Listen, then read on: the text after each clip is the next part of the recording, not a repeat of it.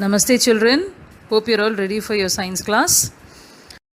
In page number 17 of your e-book, mention about insectivorous plants is given.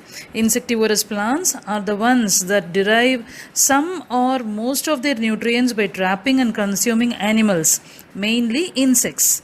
These plants mostly grow in places where the soil is deficient in certain nutrients like nitrogen.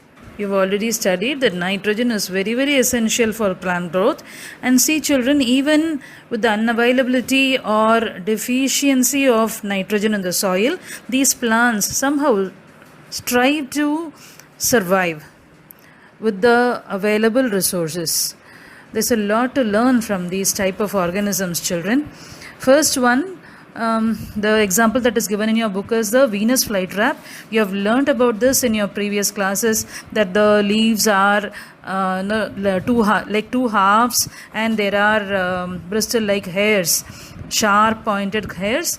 When an insect sits on the leaves will fold, and subsequently the insect gets digested by the digestive juices that are present in the plant.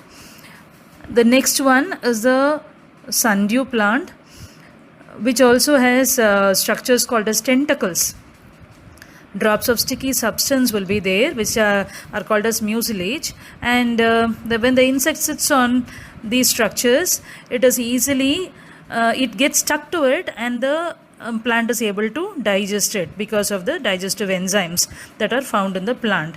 One more example that is given is the bladderwort, which bears large number of very small pear-shaped bladder-like structures, which act like trapdoors and suck in the small insects in less than a second and digest the insect.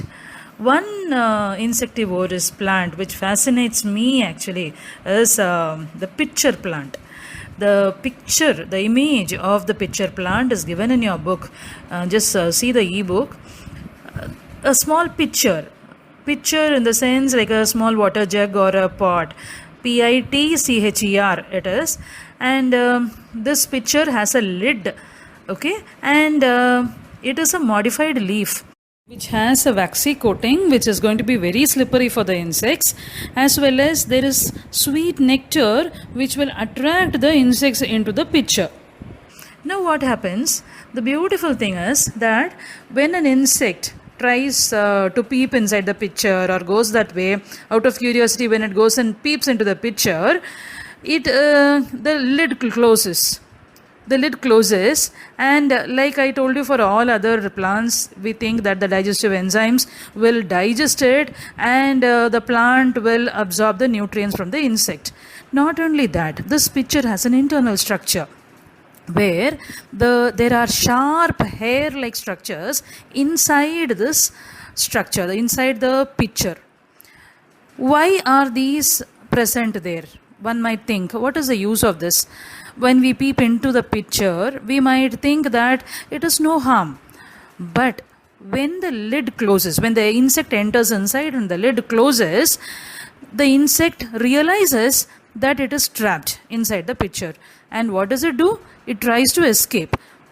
How does it try to escape? It will try to fly upwards, right? When it is trying to fly upwards, these sharp hair-like structures will prick the insect. Whenever the insect tries to escape out, the sharp bristles will hurt it again and again and finally finish it off. That's the end. The insect dies and it gets digested. Very fascinating type of a structure, a very simple but yet a very effective structure, and that is how nature is. Nature is so beautiful with all these very simple mechanisms but very effective mechanisms. I want you children to learn all this.